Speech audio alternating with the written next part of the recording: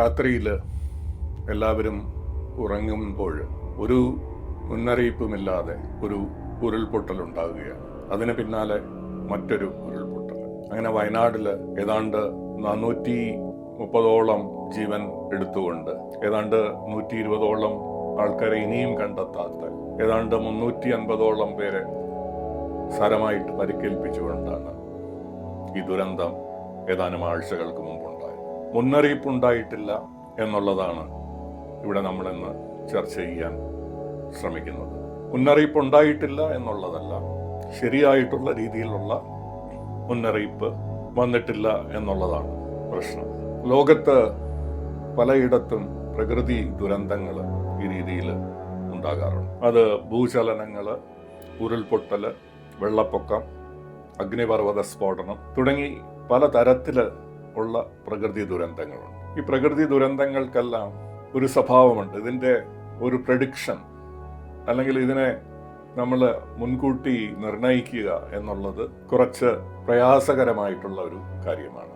എന്തുകൊണ്ടെന്നാൽ ഇത്തരം പ്രക്രിയകളെ സങ്കീർണമായിട്ടുള്ള സിസ്റ്റംസ്, കോംപ്ലക്സ് സിസ്റ്റംസ് എന്നാണ് നമ്മൾ അറിയുന്നത്. ഇത് ഒരു കാര്യത്താൽ അല്ല ഈ സിസ്റ്റംസ് വർക്ക് ചെയ്യുന്നത്. ഈ സിസ്റ്റത്തെ സ്വാധീനിക്കുന്നത് അനേകം ഘടകങ്ങളാണ്. പക്ഷെ ഇതിലൊരു പൊതു സ്വഭാവം എന്തെന്ന് വെച്ച് കഴിഞ്ഞാൽ ഇത്തരം സിസ്റ്റംസ്, ഇത്തരം സങ്കേതങ്ങൾ ഒരു സമയത്ത് ഒരവസ്ഥയിൽ നിലനിൽക്കുന്നു. മുണ്ടക്കായ് എന്ന പ്രദേശത്തെ നമ്മൾ ഉദാഹരണമായിട്ട് എടുത്തു കഴിഞ്ഞാൽ അവിടുത്തെ ഭൂമിശാസ്ത്രപരമായിട്ടുള്ള സ്ഥിരത അത് ഒരു പ്രത്യേക രീതിയിൽ കാലങ്ങളായിട്ട് നിലനിൽക്കുന്നതായിട്ട് കാണാം. അത് കഴിഞ്ഞ് ഒരു നിമിഷത്തിൽ അത് വേറൊരു സ്വഭാവത്തിലേക്ക് മാറും. സ്ഥായിയായിട്ട് നിന്നിരുന്ന ഒരു സ്വഭാവത്തിൽ നിന്ന് വളരെ പെട്ടെന്ന് ചലിക്കുന്ന ഒരു പ്രക്രിയയിലൂടെ ആ ഭൂപ്രദേശം മാറുന്നു. ഇതിനെ നമ്മൾ ക്രിട്ടിക്കാലിറ്റി എന്ന് പറയും. ഈ ഒരു വ്യത്യാസത്തിന് നമ്മളത് മനുഷ്യ ആരോഗ്യത്തിൻ്റെ കാര്യത്തിൽ നമ്മൾ ഒരാൾ ക്രിട്ടിക്കലാവുക എന്ന് വെച്ച് കഴിഞ്ഞാൽ അദ്ദേഹത്തിൻ്റെ സ്വാഭാവികമായിട്ടുള്ള ആരോഗ്യത്തിൽ നിന്ന് മറ്റൊരു ആരോഗ്യ സ്ഥിതിയിലേക്ക് മാറുന്നു. അങ്ങനെ നമുക്ക് ആശുപത്രികളിലെ ക്രിട്ടിക്കൽ കെയർ യൂണിറ്റ് മുതലായവ നമുക്ക് കാണാൻ സാധിക്കും. ഈ ക്രിട്ടിക്കാലിറ്റി എന്ന് പറയുന്നത് പെട്ടെന്നുള്ള ഒരു മാറ്റമാണ്. നമ്മൾ ചിന്തിക്കുന്നത് ഈ ക്രിട്ടിക്കാലിറ്റിയെ നമുക്ക് മുൻകൂട്ടി നിർണ്ണയിക്കാൻ സാധിക്കുമോ എന്നുള്ളതാണ്. ശാസ്ത്രജ്ഞന്മാർ ഇതുവരെ നടത്തിയിട്ടുള്ള പഠനത്തിൽ കണ്ടെത്തിയിട്ടുള്ളത് ഈ ക്രിട്ടിക്കൽ പോയിന്റ് എത്തുന്നതിന് മുമ്പ് ആ സിസ്റ്റത്തിൽ, ആ സംവിധാനത്തിൽ ചില പ്രത്യേക തരത്തിലുള്ള മാറ്റങ്ങൾ ഉണ്ടാകുന്നു. ആ സിസ്റ്റം ഒന്ന് സ്ലോ ചെയ്യുന്നു. അത് ചില ഇവൻസിനോട് പ്രതികരിക്കുന്നത് മെല്ലെയാകുന്നു. ചില വേരിയേഷൻസ് അത് അതിൻ്റെ തോത് വർദ്ധിക്കുന്നു. ഇതിനെ നമ്മൾ മുൻകൂട്ടി കണ്ടു കഴിഞ്ഞാൽ നമുക്ക് നിർണ്ണയിക്കാനാകും ഇത് ഒരു ക്രിട്ടിക്കൽ പോയിന്റിലേക്ക് എത്തിയിട്ടുണ്ട് എന്നത്. പക്ഷേ ഈ ഒരു നിർണയം എടുക്കുക അത്ര എളുപ്പമല്ല. കാരണം നേരത്തെ പറഞ്ഞതുപോലെ ഇതൊരു കോംപ്ലക്സ് സിസ്റ്റമാണ്. പലതരം സിഗ്നലുകൾ അവിടെ ഉണ്ട്. ആ സിഗ്നലുകളിൽ പലതും നോയിസ് ആണ്. അത് യഥാർത്ഥത്തിലുള്ള ഈ ക്രിട്ടിക്കാലിറ്റിയെ സൂചിപ്പിക്കുന്ന സൂചനകൾ നൽകില്ല. എന്തുകൊണ്ട് അത് നോയിസ് ആയിട്ട് നൽകുന്നു. ആ നോയിസിലൂടെ നമ്മൾ ഈ സിസ്റ്റത്തെ കണ്ടാൽ മാത്രമേ, ആ നോയിസിനെ മാറ്റിവെച്ചിട്ട് നമുക്ക് ആവശ്യമുള്ള ഇൻഫർമേഷനിലേക്ക് നമുക്ക് എത്താൻ സാധിച്ചാൽ മാത്രമേ നമുക്ക് ഈ ക്രിട്ടിക്കാലിറ്റിയെ നിർണ്ണയിക്കാൻ സാധിക്കുള്ളൂ. എപ്പോഴാണ് അത് ഉണ്ടാകുന്നത് എന്ന് പ്രവചിക്കാൻ സാധിക്കുകയുള്ളൂ. ഭാഗ്യവശാൽ ഇതിനെക്കുറിച്ചും ശാസ്ത്രജ്ഞന്മാർ ചിന്തിച്ചിട്ടുണ്ട്. ഇന്ന് വന്നിട്ടുള്ള ഈ അടുത്ത ദിവസങ്ങളിൽ വന്നിട്ടുള്ള പഠനം ഏതാണ്ട് 7000ഓളം മോഡൽസിലൂടെ പരിശോധിച്ചിട്ട് ഈ നോയിസ് ഉള്ള സിസ്റ്റത്തിൽ, അതായത് ഒരുപാട് ഡേറ്റകൾ, ശരിയായിട്ടുള്ള വിവരണം നൽകാത്തതായിട്ടുള്ള ഡേറ്റകളുള്ള സങ്കേതങ്ങളിൽ പോലും നമുക്ക് ശരിയായിട്ടുള്ള പ്രവചനം നടത്താൻ സാധിക്കും എന്ന് ഇന്ന് നമുക്ക് പരീക്ഷണത്തിലൂടെ തെളിഞ്ഞിട്ടുണ്ട്. ആ ഒരു പേപ്പറാണ് ഇന്ന് ഡിസ്ക്രിപ്ഷനിലെ ആദ്യത്തെ റെഫറൻസ് ആയിട്ട് കൊടുത്തിരിക്കുന്നത്. അതുകൊണ്ട് തന്നെ ഇത്തരം പേപ്പറുകളെ വച്ചിട്ട് അല്ലെങ്കിൽ ഇത്തരം പഠനങ്ങളെ വച്ചിട്ട് നമുക്ക് കേരളത്തിൽ ഇനി എപ്പോഴ് ഉരുൾപൊട്ടൽ അല്ലെങ്കിൽ അതിനേക്കാൾ വിപത്തുള്ള മുല്ലപ്പെരിയാർ ഡാമിൻ്റെ തകർച്ച എപ്പോഴുണ്ടാകും എന്നത് നമുക്ക് പ്രവചിക്കാൻ സാധിക്കുമോ എന്നുള്ളത് ചിന്തിക്കേണ്ടതാണ്. 2019 ഇതുപോലെ ഒരു രാത്രിയിൽ ബ്രസീലിൽ ഒരു വലിയ ഖനന മേഖലയിൽ ഒരു ഡാം, അത് വെള്ളം തടഞ്ഞു നിർത്തുന്ന ഡാമല്ല, മൈനിങ് വേസ്റ്റിനെ ഉൾക്കൊള്ളുന്ന ഒരു ഡാം തകരുകയും ഏതാണ്ട് 270ഓളം ജീവൻ നഷ്ടപ്പെടുകയും ചെയ്തിട്ടുണ്ട്. വളരെ കൃത്യമായിട്ടുള്ള നിരീക്ഷണത്തിലുള്ള ഒരു ഡാമായിരുന്നു ബ്രസീലിലുള്ളത്. എല്ലാ വർഷവും അത് ഓഡിറ്റ് ചെയ്യപ്പെടുന്നുണ്ട്. എല്ലാ ദിവസവും എല്ലാ നിമിഷവും അതിനെ മോണിറ്റർ ചെയ്യുന്നുണ്ട്. പക്ഷേ പെട്ടെന്ന് ഉണ്ടായിട്ടുള്ള ഒരു കനത്ത മഴയിൽ ഈ ഡാം തകർന്നു പോവുകയാണ് ചെയ്യുന്നത്. മുല്ലപ്പെരിയാർ ഡാമിനെ കുറിച്ച് നമ്മൾ ആലോചിക്കുമ്പോൾ ഏതാണ്ട് 125ഓളം വർഷമായിട്ട് നിലനിൽക്കുന്ന ഒരു ഡാമാണ്. പ്രകൃതി നിയമങ്ങൾ പറയുന്നത് ഒരു വസ്തുവും സ്ഥായിയായിട്ട് നിൽക്കില്ല, എല്ലാം മാറിക്കൊണ്ടിരിക്കുന്നു.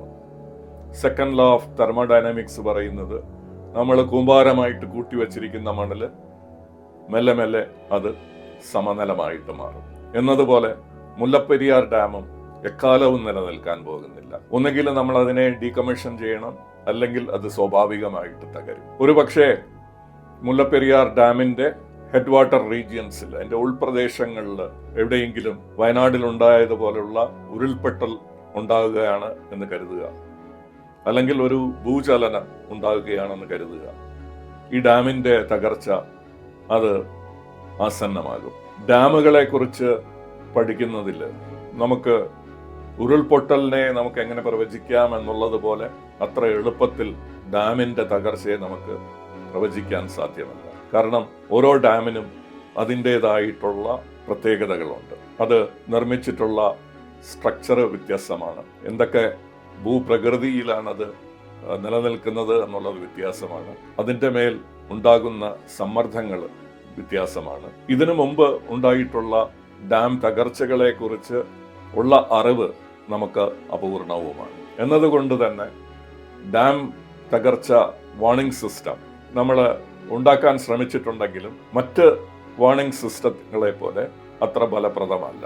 എന്നാൽ ഈ തരത്തില് ക്രിട്ടിക്കൽ പോയിന്റ്സിനെ എങ്ങനെ സിസ്റ്റങ്ങൾ ഉണ്ടാക്കിയെടുക്കുന്നു, ആ സിസ്റ്റത്തിൽ ഉണ്ടാകുന്ന പരിവർത്തനങ്ങൾ ഏത് രീതിയിലാണ് ഇവോൾവ് ചെയ്ത് വരുന്നത് എന്നുള്ളത് നമുക്ക് അറിയാൻ സാധിക്കുമെങ്കിൽ ഡാം തകർച്ചയുടെ പ്രവചനവും നമുക്ക് എഫിഷ്യന്റ് ആക്കാൻ പറ്റും. കേരളത്തില് ഉരുൾപൊട്ടലുകൾ ഇനിയും ഉണ്ടാകും. അതിന്റെ ആഘാതം കൂടുതലുമായിരിക്കും. കാരണം ഉരുൾപൊട്ടൽ ഉണ്ടാകാൻ സാധ്യതയുള്ള മേഖലകൾ, അത് കേരളത്തിന്റെ ഏതാണ്ട് 50% സ്ഥലങ്ങളും ഉരുൾപൊട്ടൽ ഉണ്ടാകാൻ സാധ്യതയുള്ള മേഖലകളാണ്. അവിടെ ജനവാസം കൂടിക്കൊണ്ടിരിക്കുകയാണ്. അതുകൊണ്ട് തന്നെ ഉരുൾപൊട്ടൽ ഉണ്ടാകുക മാത്രമല്ല, അതിന്റെ ആഘാതവും കൂടിയിരിക്കും.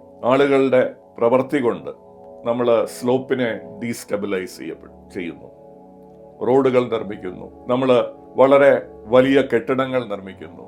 ഇതിന്റെ എല്ലാം ഒരു ഇമ്പാക്റ്റ് ആ ഭൂപ്രദേശത്ത്, അതിന്റെ ഭൂപ്രകൃതിയിലുണ്ടാകും. വലിയ കെട്ടിടങ്ങളുടെ സ്ട്രെസ് തന്നെ നമ്മുടെ സ്ലോപ്പിനെ ഡീസ്റ്റെബിലൈസ് ചെയ്യും. റോഡുകളുടെ നിർമ്മാണം സ്ലോപ്പുകളെ ഡീസ്റ്റെബിലൈസ് ചെയ്യും. അതുകൊണ്ട് തന്നെ ഈ ഉരുൾപൊട്ടലുകൾ ഉണ്ടാകുക എന്ന് പറയുന്നത് സർവ്വസാധാരണമായിട്ടുള്ള ഒരു കാര്യമായിട്ട് മാറും. കൂടാതെ നമുക്ക് ആഗോളതാപനം എന്നുള്ള ഒരു പ്രക്രിയയും നടന്നുകൊണ്ടിരിക്കുന്നു. സമുദ്രത്തിന്റെ താപം കൂടിക്കൊണ്ടിരിക്കുന്നു. അതുകൊണ്ട് തന്നെ പെട്ടെന്ന് ഉണ്ടാകുന്ന മഴകൾ, നമ്മൾ അതിനെ മേഘവിസ്ഫോടനം എന്നൊക്കെ പറഞ്ഞ് വിശേഷിപ്പിക്കുന്നു, ക്ലൗഡ് ബസ്റ്റ്, ഇത്തരം പ്രക്രിയകൾ ഉണ്ടായിക്കൊണ്ടിരിക്കും. അതുകൊണ്ട് ഇത്തരം ദുരന്തങ്ങളെ നമുക്ക് പ്രതീക്ഷിക്കാം. അപ്പോൾ ഇതിന് ചെയ്യേണ്ടത് ഈ ദുരന്തം ഉണ്ടാകാൻ സാധ്യതയുള്ള ഹോട്ട്സ്പോട്ട്സിനെ കണ്ടെത്തുക, അടയാളപ്പെടുത്തുക എന്നുള്ളതാണ് ആദ്യത്തെ സ്റ്റെപ്പ് എന്ന് പറയുന്നത്. അത് വളരെ കാലമായിട്ട് കേരളത്തിലും ഭാരതത്തിലെ എല്ലാ സംസ്ഥാനങ്ങളിലും നടന്നുകൊണ്ടിരിക്കുന്ന കാര്യമാണ്. നമുക്ക് ഹോട്ട്സ്പോട്ട്സുകൾ അറിയാം. ഇനി രണ്ടാമത്തെ സ്റ്റെപ്പ് എന്ന് വെച്ച് കഴിഞ്ഞാൽ landslide early warning system, leaves എന്ന് പറയുന്ന ഒരു സംവിധാനം ഒരുക്കുക എന്നുള്ളതാണ്. ഏർലി വാർണിംഗ് സിസ്റ്റംസ് ഇപ്പോഴും അത് പ്രാരംഭ ദിശയിലാണെങ്കിലും വയനാട്ടിൽ നിലനിൽക്കുന്നുണ്ട് എന്നാണ് നമ്മൾ അറിയുന്നത്. എന്നാൽ മൂന്നാമത്തെ സ്റ്റെപ്പ് ഈ ഏർലി വാർണിംഗ് സിസ്റ്റങ്ങളെ കുറച്ചുകൂടെ കാര്യക്ഷമമാക്കുക, കുറച്ചുകൂടെ എഫിഷ്യൻ്റ് ആക്കുക. അതിൻ്റെ എഫിഷ്യൻസി ഇൻഡെക്സ് ഇന്ന് 20% 30% ആയിരിക്കാം. ലോകം ആഗോളതലത്തിൽ അത് 50%. ചില സ്ഥലങ്ങളിൽ, പ്രത്യേകിച്ച് ഇതിനെക്കുറിച്ച് കാര്യക്ഷമമായി പഠനം നടത്തിയിട്ടുള്ള ഹോങ്കോങ് പോലുള്ള പ്രദേശങ്ങളിൽ അത് 85% ആണ് അതിൻ്റെ എഫിഷ്യൻസി. ഈ എഫിഷ്യൻസി നിരക്കിനെ നമുക്ക് 100% അടുപ്പിക്കാൻ സാധിക്കും.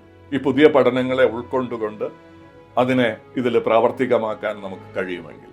ഇത് ഡാമിന്റെ കാര്യത്തിലും നമുക്ക് നടത്താം. Dam disaster early warning systems ഇന്നും നിലവിലുണ്ട്. വളരെ എഫിഷ്യൻസി കുറഞ്ഞ പ്രിഡിക്ഷൻസ് ആണ് അത് നടത്തുന്നത്. ആ പ്രിഡിക്ഷൻസിന്റെ എഫിഷ്യൻസിയും നമുക്ക് ഉയർത്തി 100% അടുപ്പിക്കാം.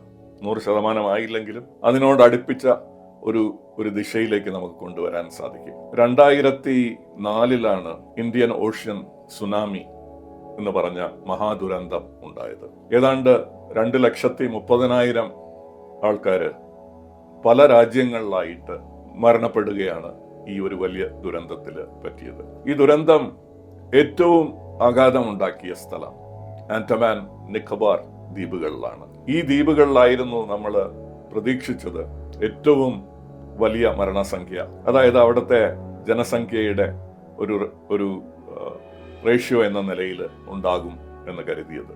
പക്ഷേ അത്ഭുതകരമെന്ന് പറയട്ടെ, ആൻഡമാൻ നിക്കോബാർ ദ്വീപുകളിലെ ഗോത്രവർഗക്കാരായിട്ടുള്ള തദ്ദേശികരിൽ വലിയ ദുരന്തമൊന്നും ഇത് വിതച്ചില്ല. മുണ്ടക്കായില് വനപ്രദേശത്തിലാണ് ഉരുൾപൊട്ടലിന്റെ ഉത്ഭവസ്ഥാനം.